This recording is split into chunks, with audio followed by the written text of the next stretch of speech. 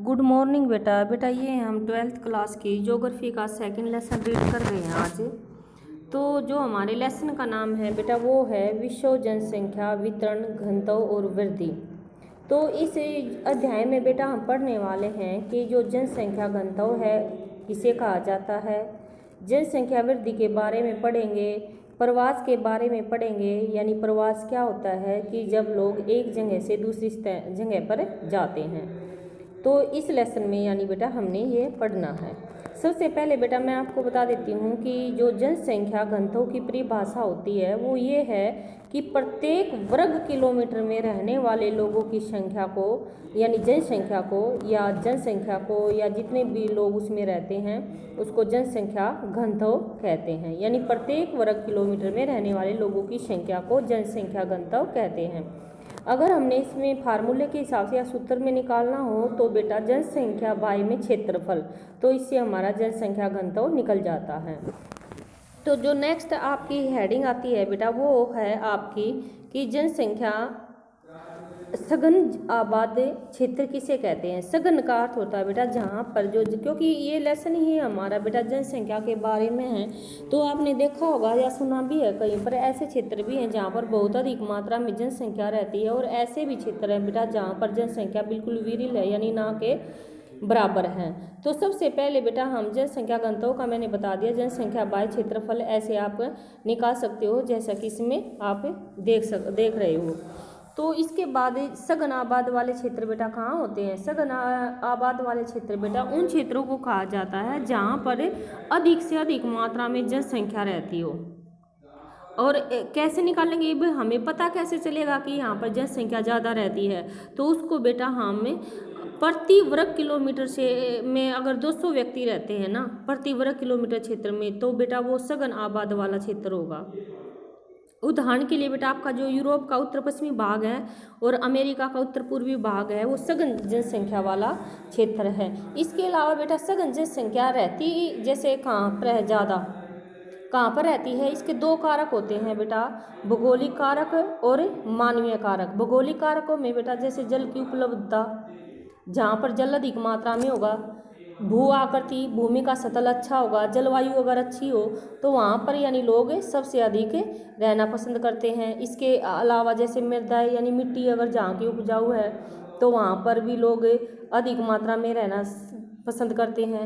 इसके अलावा बेटा आर्थिक कारक भी हैं, यानी आर्थिक कारकों का दूसरा नाम मानवीय कारक है, जहाँ पे खनिज संपदा अधिक मात्रा में पाई जाए ताकि लोगों को वही काम मिल सके। नगरीकरण यानी लोग आप जानते हैं शहरों की गांव की बजाय यानी शहरों में जाना ज़्यादा पसंद करते हैं क्योंकि वहाँ पर स्वास्थ्य की शिक्षा की सुविधाएं अच्छी होती हैं।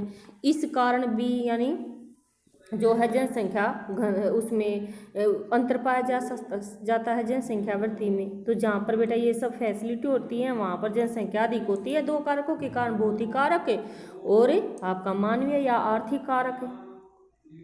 तो इसके बाद जो आपका टॉपिक आता है बेटा वो है आपका जनसंख्या वृद्धि। जनसंख्या वृद्धि किसे कहते हैं बेटा। जनसंख्या वृद्धि बेटा किसी भी क्षेत्र में एक विशेष समय अवधि के दौरान हुए जनसंख्या में जो परिवर्तन होता है ना उसे जनसंख्या वृद्धि कहते हैं।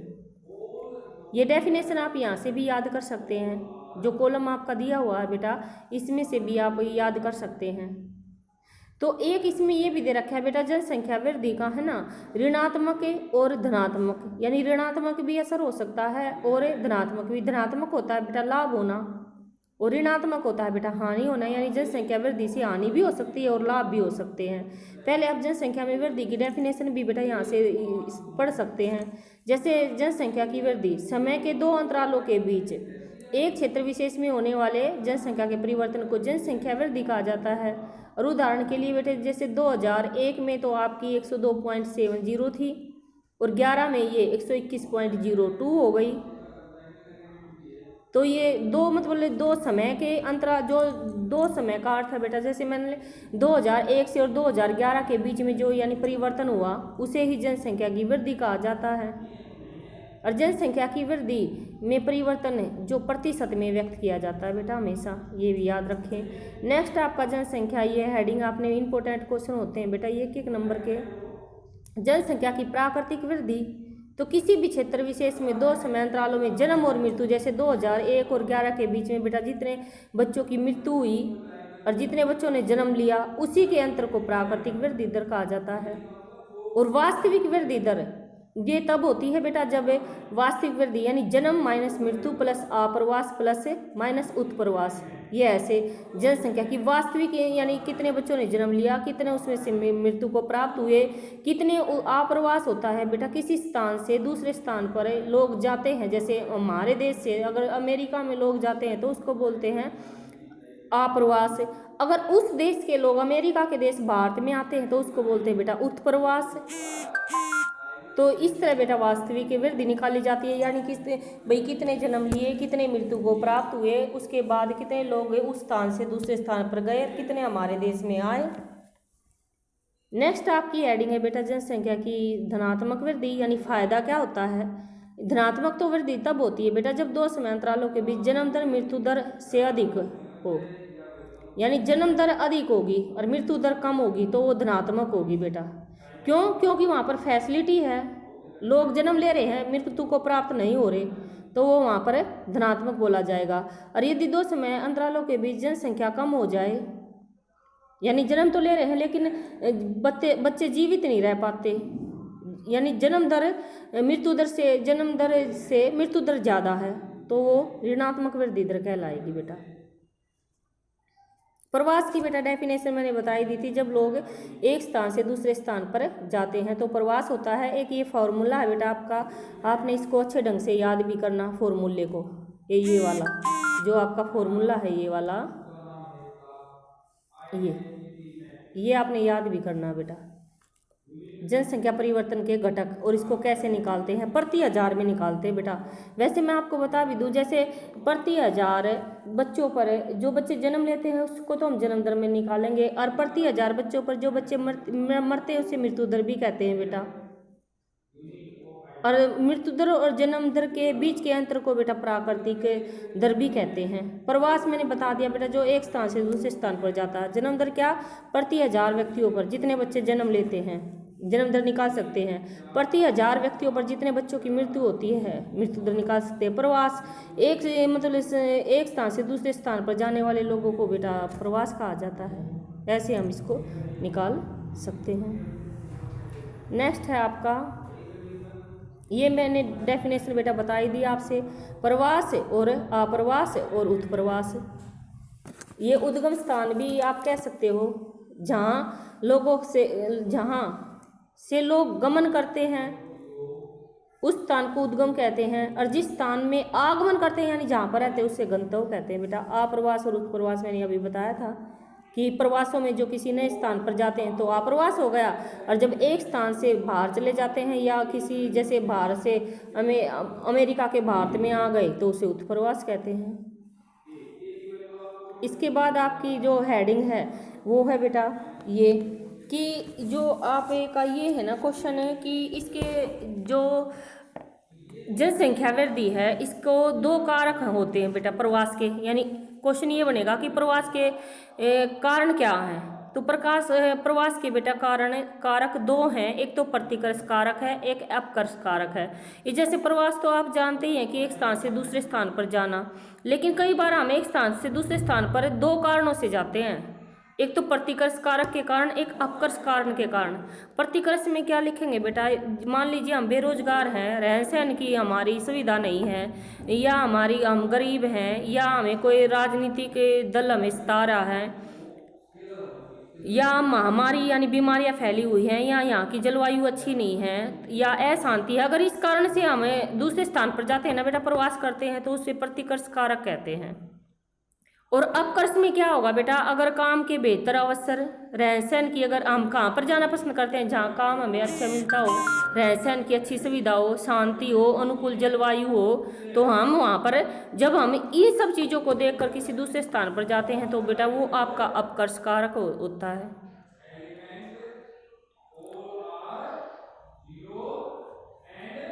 तो ये आपका टॉपिक बेटा कंप्लीट हो गया, जनसंख्या वृद्धि की प्रवृत्तियाँ।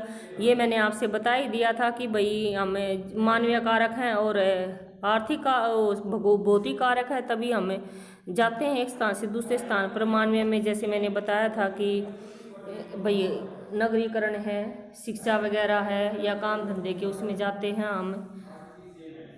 खनन अगर जहाँ पर अधिक होता है वहाँ पर भी लोग जाते हैं।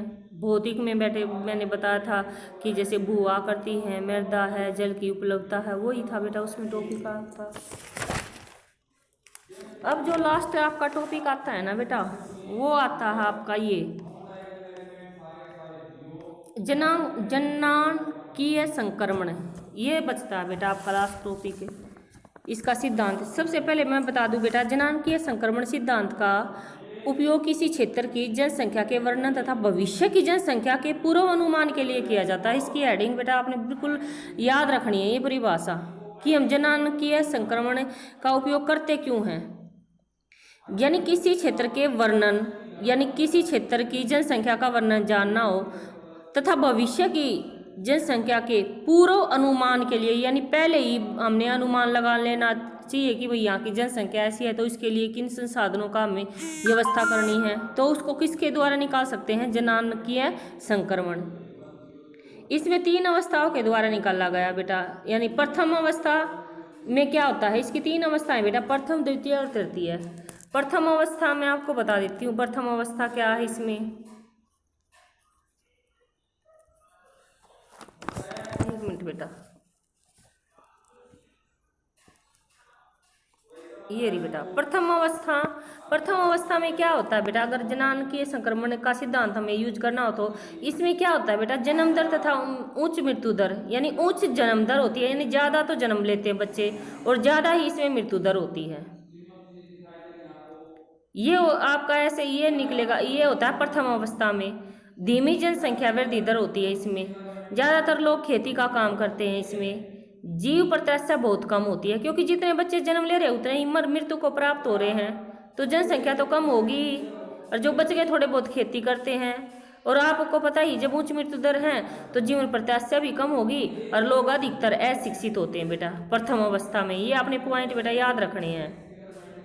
जो आपकी द्वितीय अवस्था है इसमें आरंभ में प्रजननशीलता मतलब समय के साथ साथ होती है, यानी जैसा समय उसके साथ ही जैसे बच्चे जन्म लेते हैं समय के साथ प्रजननशीलता घटती भी है। अगर ऐसे अवसर नहीं है मतलब कमाने के या आय के साधन के तो जनसंख्या घटती भी है। स्वास्थ्य संबंधी दशाओं में सुधार भी होता है जनसंख्या में, मतलब इससे जो शुद्ध का अर्थ है मतलब अच्छे ही बच्चे जीवित रहते हैं।